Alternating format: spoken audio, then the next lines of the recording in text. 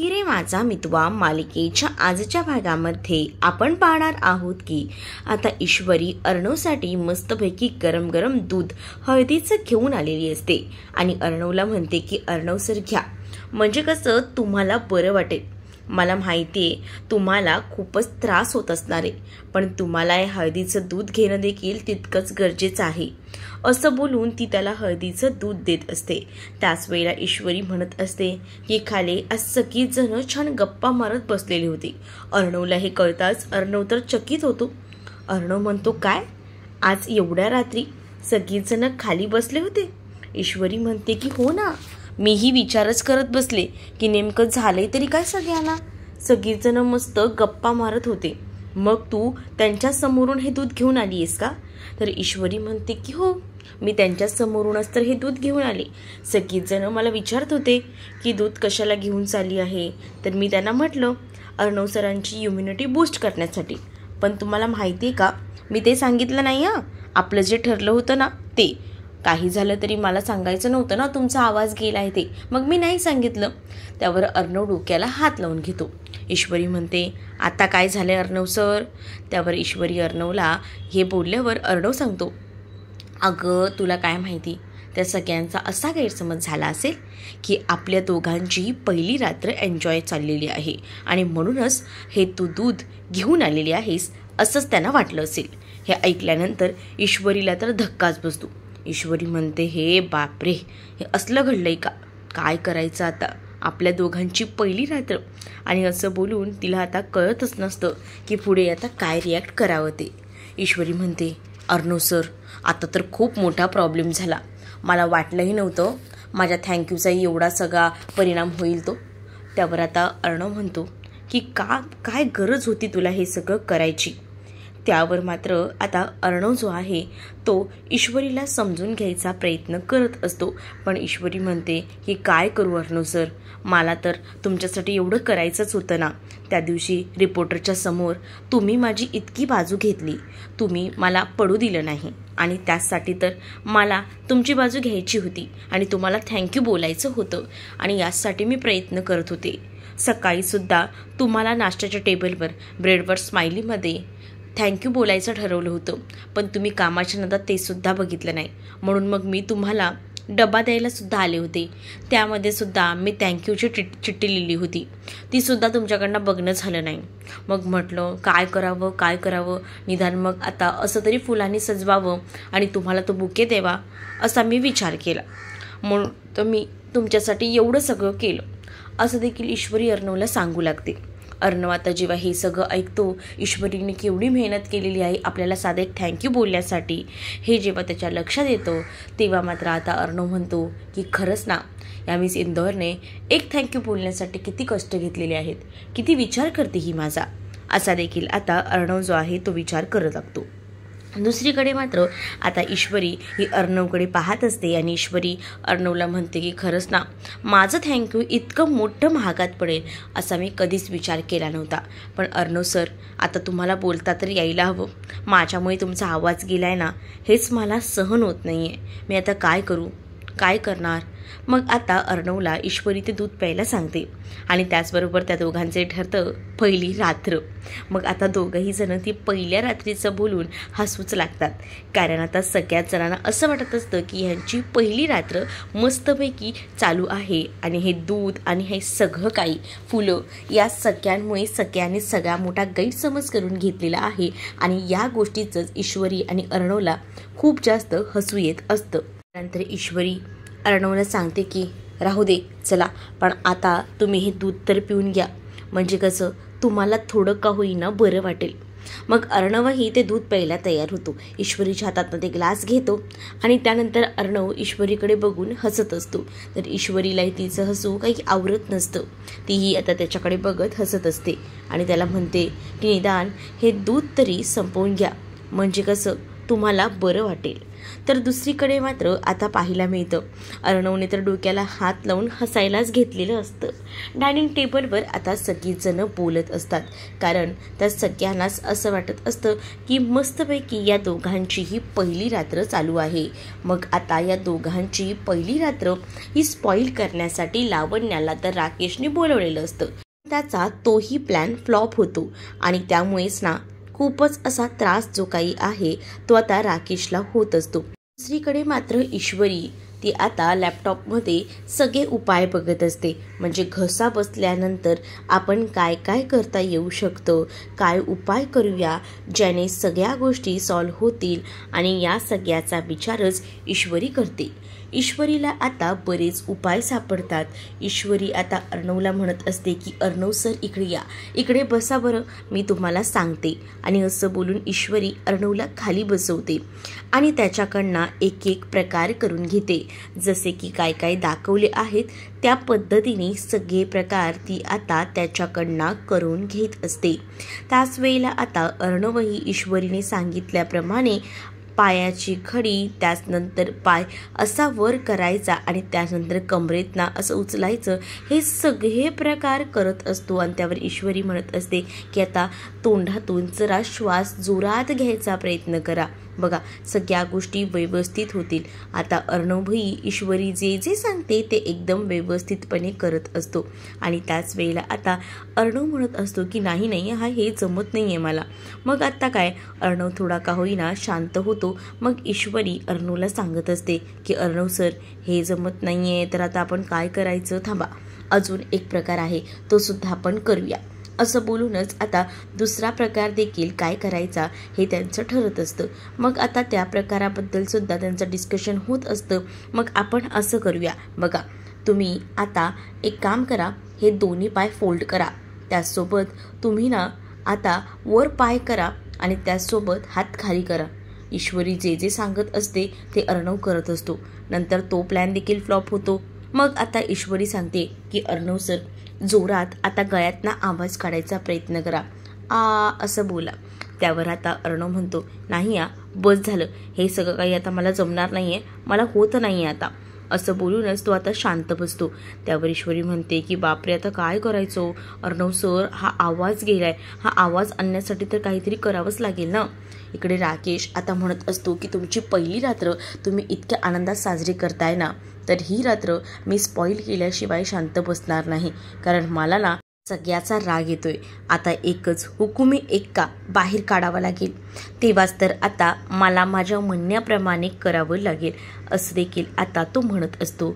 इकडे आता ईश्वरी आणि अर्णव हे दोघंही जण शांतच असतात. तर ईश्वरी अर्णवला म्हणते की सर याच्याने आपलं काही होत नाही आहे, तर मी काय म्हणते ऐका ना अर्णव सर, तुमचे जे डॉक्टर आहेत ना त्यांना मला कॉल करून द्या, मी डॉक्टरांशी बोलते, डॉक्टरांना विचारते की यावर काही औषधं वगैरे आहेत का. अर्णव आता ईश्वरीला खिशातून मोबाईल काढून देतो आणि म्हणत असतो की ठीक आहे घे बोलून बघ. आणि त्याच वेळेला आता ईश्वरी अर्णव सरांच्या डॉक्टरांना कॉल करते आणि ती म्हणते की मी ना अर्णव राजेशिर्के यांची बायको बोलत आहे. आणि त्याचबरोबर आता ती स्वतःची ओळख करून देत असते. आणि खरं तर अर्णव सरांना ना फुलांची ॲलर्जी झाली, लिलीची फुलं त्यांनी धरली होती आणि त्यामुळे त्यांना ना घसा बसलाय. काय करता येईल, तर औषधाचं नाव लिहून दिलेलं असतं, पण हे औषध ना तुम्ही लवकरात लवकर द्या ना द्या, पण 2 दिवस काही त्यांचा आवाज येणार नाही, हे सुद्धा डॉक्टरांनी सांगितलेलं असतं. आता डॉक्टरांचा फोन ठेवून दिल्यानंतर ईश्वरी अर्णवला या सगळ्याबद्दल सांगू लागते. त्यावर आता अर्णवला सुद्धा खूपच मोठा धक्का बसतो. अर्णव म्हणतो म्हणजे माझा आवाज 2 दिवस येणार नाही आहे, तर मग आता औषधं मी घेऊन येतो. अर्णवला आता ईश्वरी म्हणते इतक्या रात्री औषधं कुठे भेटणार आहेत, आता नाही ग, सकाळी औषधं घेतो म्हणजे कसं मला बरं वाटेल ना. मग आता ईश्वरी अर्णवकडे बघत असते. अर्णवला म्हणत असते की सर काय ना खरंच ना माझ्या स्वारीचे इतके मोठे परिणाम भोगावे लागतील ना असं मला स्वप्नातही वाटलं नव्हतं.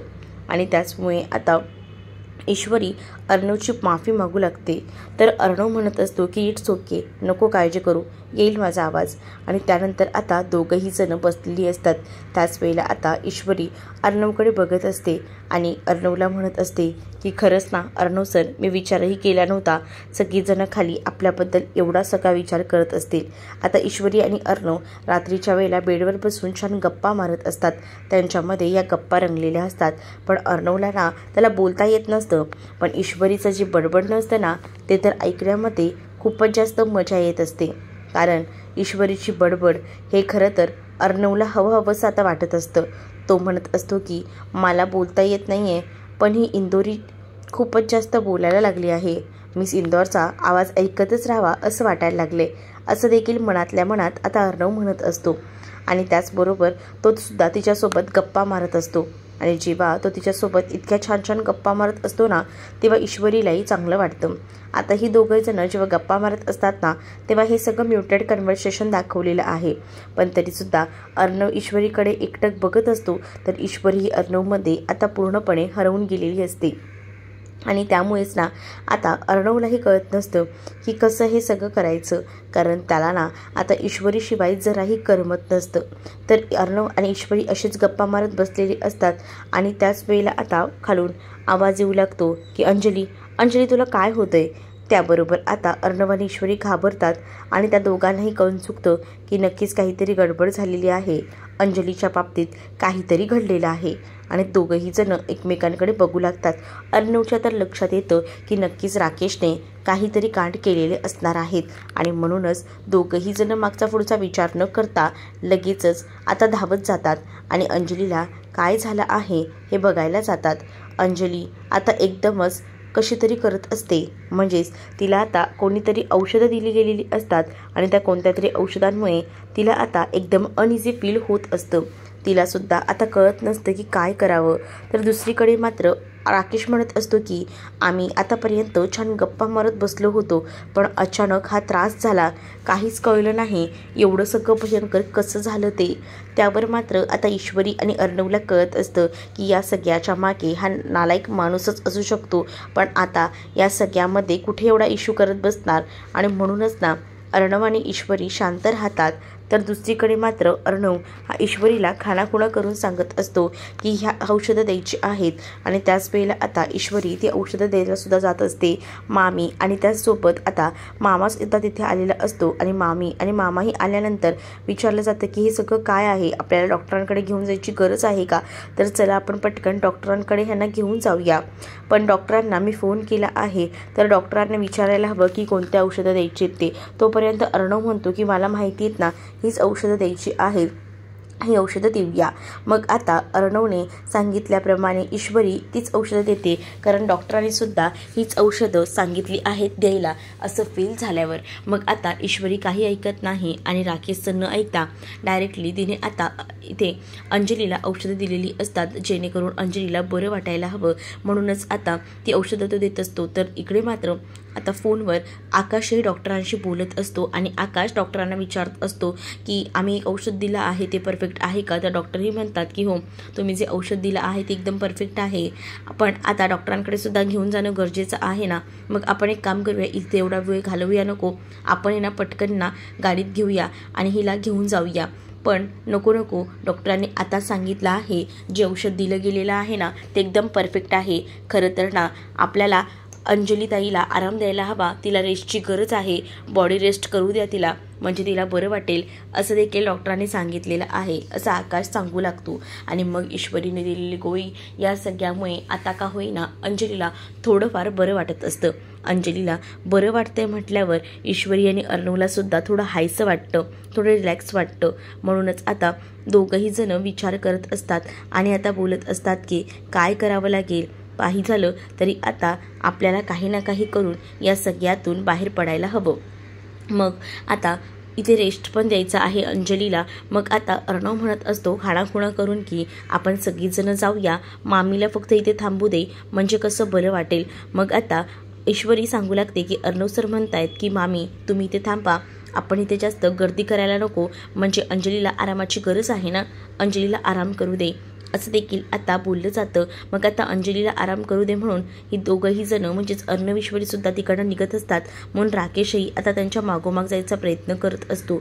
पण आता अंजलीने राकेशचा हात धरलेला असतो आणि राकेशला ती कुठेही जाऊ देत नाही. तर आता वल्लरी सुद्धा म्हणत असते की काय झालं आहे ग तुला, इतका कसा अचानक त्रास झाला, खरंच ना मलाही ना करमतच नाही आहे तुझ्याशिवाय, काय बोलावं आता, एवढा त्रास नाही व्हायला पाहिजे होता तुला, असं देखील आता बोललं जात होतं. मग आता ईश्वरी आणि अर्णव जे आहेत ते लगोलग तिकडनं जायला निघतात. पण त्याच वेळेला ना इकडे मामांना आणि सगळ्यांनाच खूप जास्त काळजी वाटत असते की अचानक हे कसं काय घडलं, म्हणजे हे सगळं जे काही घडलं ते एकदमच भयानक होतं आणि या सगळ्या गोष्टी अशा घडायला नको होत्या, असा देखील विचार आता ते लोक करत असतात. पण आता अंजलीला सुद्धा आरामाची गरज आहे आणि उगाचच आपण इथे बसून राहूया नको, त्याने तिच्यावर परिणाम होऊ शकतो, तिला आरामाची गरज आहे ना, तर आपण जाऊया इकडनं, असं देखील आता मामा बोलत असतात. तर मामा, आकाश आणि त्याचसोबत अर्णव आणि ईश्वरी आता बाहेर जायला निघतात. आणि जेव्हा ते आता तिकडनं बाहेर जातात ना तेव्हा मात्र आता ईश्वरी ही अर्णवकडे एकटक बघत असते. आणि त्याच वेळेला आता अर्णव हा म्हणत असतो की मला ना खरंच खूप टेन्शन आलं आहे, कधी बरी होईल ताई, मला ना असं काही ताईच्या बाबतीत झालं ना की कळतच नाही की काय करू ते, आणि आताही मला तसंच वाटतंय, पण आता यावर काहीतरी मार्ग तर काढायलाच हवा, असाच विचार आता सुरू असतो. दुसरीकडे मात्र आता राकेशला वल्लरी विचारत असते की जावई बापू हे सगळं असं अचानक कसं काय घडलं. तर राकेश म्हणतो मलाही माहीत नाही हो, खरं तर मी सुद्धा आणि आम्ही दोघंही जण गप्पा मारत छान बसलो होतो आणि अचानक हा प्रसंग घडला आणि त्यामुळेच ना हे सगळं झालं आहे, असं देखील आता बोललं जात असतं. मग आता या सगळ्या गोष्टी जेव्हा बोलल्या जातात ना तेव्हा मात्र आता वल्लरी म्हणते की बापरे कठीणच आहे, आपल्याला आता जास्तीत जास्त लक्ष अंजलीकडे द्यायला हवं. आणि त्याच वेळेला आता बाहेर गेल्यानंतर इकडे सगळ्यांनाच मोठा प्रश्न पडलेला असतो की नेमकं आता हे झालंय तरी काय, काय सुरू काय आहे, म्हणजेच ह्या अर्णवला बोलता काय येत नाही आहे आणि त्याच्याबद्दलचं सगळं काही ईश्वरी का बोलत आहे हा गैरसमज जो आहे तो खरं तर झालेला असतो. आणि हा समज झाल्यामुळेच ना आता विचार केला जातो की काय घडलं आहे नेमकं. आणि त्यामुळे आता अर्णव आणि ईश्वरी ह्या दोघांच्या खाणाखुणा चालू असतात. तर मामा म्हणतात की काय चाललंय तुमचं, मला जरा सांगाल का, तुम्ही असे का आमच्याकडे बघताय, असं ईश्वरी विचारते.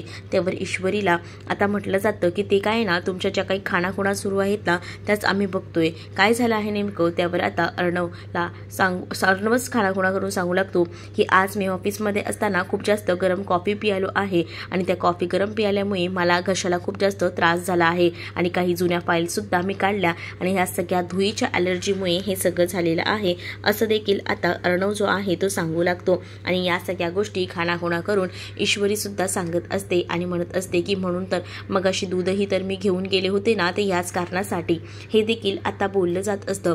मग आता सगळेजण एकमेकांकडे पाहून हसत असतात. तर मामा आणि आकाश म्हणत असतात की अच्छा, म्हणजे मगाशी तुम्ही दूध घेऊन गेलात ते ह्यासाठी का, आम्ही तर काही वेगळंच समजलो, असं देखील आता मामा आणि आकाश बोलत असतात.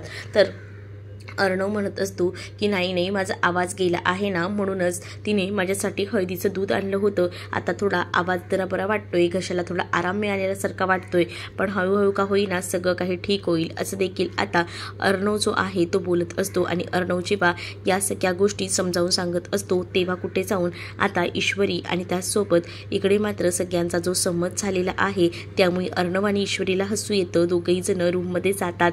यश मात्र म्हणत असतो अरे चाहे असं झालंय तर मी तर विचार करत होते की काहीतरी भलतंच होऊन बसले, पण जाऊ दे, जे काही झालंय ते परफेक्टच झालंय, आपल्याला ज्या गोष्टी हव्या होत्या त्याच तर गोष्टी तशा घडलेल्या आहेत आणि काही झालं तरी या दोघांनाही एकत्र यायला द्यायचं नव्हतं आणि ते स्वप्न माझं पूर्ण झालेलं आहे, असं देखील आता ती म्हणत असते. आणि वल्लरीला सुद्धा या गोष्टीचा आनंद झालेला असतो आणि राकेश सुद्धा खुश असतो. राकेश म्हणत असतो की जसं आता या दोघांना पुन्हा आपण एकत्र येऊ दिलं नाही तसंच आपण पुढेही या दोघांना एकत्र येऊ द्यायचं नाही, काही झालं तरी सुद्धा, असा देखील आता विचार जो आहे तो सुरू असतो. आणि जेव्हा या सगळ्याबद्दल बोललं जात असताना तेव्हा कुठे जाऊन आता ईश्वरी जी आहे ती मात्र अर्णवकडे पाहत असते. आणि त्यानंतर मात्र मामा आणि आकाशला मात्र ज्या काही गोष्टी झाल्या त्याचं खूप जास्त हसू येत असतं. तर मामा आणि त्याचसोबत आकाश या गोष्टीचा विचार करतात की कसं झालं हे सगळं काही. तर पुढील भागामध्ये मात्र आता पाहायला मिळतं अर्णव ईश्वरी हे सगळेजण डायनिंग टेबलवर बसलेले असतात आणि त्याच वेळेला आता अर्णव जो आहे तो सगळ्यांना सांगत असतो की माझा आवाज खरं तर ईश्वरी आहे. ईश्वरी अर्णवचा आवाज जो आहे तो परफेक्ट ओळखत असते आणि त्यामुळेच ना अर्णवलाही खूप छान वाटत असतं की ईश्वरी आपला आवाज इतका परफेक्टपणे ओळखायला लागलेली आहे. आणि त्यामुळेच ना इकडे मात्र आता अर्णव तिथे आलेला असतो तर लावण्यही आलेली असते. लावण्य म्हणत असते की अर्णव तुझा आवाज आता काळजी करू नको, गेला असला तरी मी आहे ना, मी असताना तू टेन्शन घेऊ नकोस, तुझा आवाज मी आहे आणि मी काम करेन. आपल्याला आज प्रेझेंटेशन देणं खूप जास्त महत्त्वाचं आहे. पण आता अर्णवचा लावण्यापेक्षा ईश्वरीवर जास्त विश्वास असतो आणि तो म्हणत असतो की मला टेन्शन आहे कामाचं, पण त्या कामाचं टेन्शन माझी ईश्वरी माझे पूर्ण करेल, कारण ईश्वरीच माझा आवाज आहे आणि ईश्वरी माझा आवाज असल्यामुळे ती बरोबर येऊन माझं प्रेझेंटेशन देऊ शकते. माझा ईश्वरीवर विश्वास आहे असं देखील आता अर्णव जो आहे तो बोलू लागतो. आणि अर्णव जेव्हा या सगळ्या गोष्टी सांगतो तेव्हा मात्र आता लावण्याला धक्का बसतो, कारण लावण्य विचार करत होती की नाही, आपल्याला ज्या गोष्टी हव्या आहेत त्या गोष्टी अशा घडतील आणि माझी जागा ही ईश्वरी घेईल असं तिला कधीच वाटलं नव्हतं. आणि म्हणूनच ती आता तिचा रागराग करायला सुरुवात करत असते. पण आता अर्णवही तितकाच हुशार. अर्णव मात्र ईश्वरीकडे पाहत असतो आणि ईश्वरीला तिचा आवाज ठरवत असतो आणि ईश्वरी म्हणत असते की चालेल, आपण जे आहे ना ते तसंच करूया. तर दुसरीकडे मात्र आता लावण्य खूप जास्त चिडलेली असते. तर राकेश तिला अजून भडकवत असतो इन्व्हेस्टरसोबत आणि त्याचसोबत या ईश्वरीची भेट घडवूनच देऊ नको, हे तुझ्या हातात आहे, तूच काहीतरी करू शकते असं देखील राकेश आता त्या लावण्याला बोलत असतो. लावण्यसुद्धा आता त्या सगळ्या गोष्टीचा विचार करू लागते. तर तुम्हाला हा भाग कसा वाटला हे नक्कीच मला कमेंटमध्ये सांगा. त्याचसोबत तुम्ही जर चॅनलवर नवीन असाल तर चॅनलला सबस्क्राईब करायला विसरू नका. चला तर मग भेटूया पुढच्या भागामध्ये. तोपर्यंत टाटा, बाय.